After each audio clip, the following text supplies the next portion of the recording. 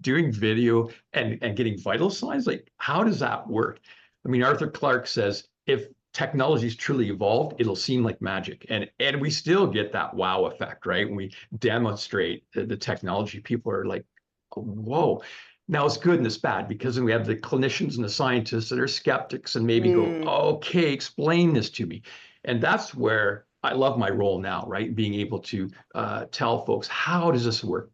Well, it's a novel form of remote photoplasmography. So that little device that we put on our fingers, be it at the dentist or we go to emerge or a doctor's visit, captures our oxygen level. There's a red light source going into our fingertip, and it can see the pulse wave every time the heart beats. And you'll see that little blip across the screen, okay? That's a form of photoplasmography. We're doing the same thing. Any camera, red, blue, green capabilities, 30 frames per second, we can see that pulse wave as reflected light changing. The light comes into our face, reflected back. The amount reflected back changes because of the pulse through the face as the vasculature opens up during the cardiac cycle. And we can actually see that pulse wave, not just in one region, the tip of the finger, multiple regions. So if you looked at our DEPA data, you would see these pixelated images of blood flow. We don't store the image of the person's face. There's no personal identifiers, right? This is anonymized data. We don't even know who we're analyzing, but we're capturing those images.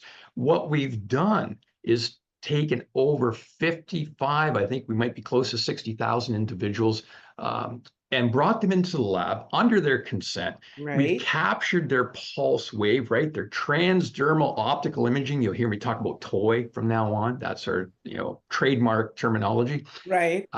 We can see that data pattern in the face, but now over 55, 60,000 individuals, we have their cholesterol, we have their blood sugar levels, we have their blood pressure measured by auscultation, right? Ground truth. We know exactly what that reading is at the time we do that scan.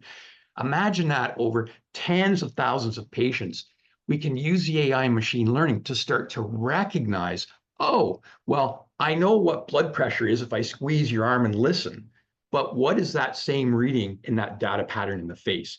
And it's then, I'm simplifying it, but it's a data match. It's a different set of parameters that we're seeing matched to a known ground truth based on, medically approved measurements.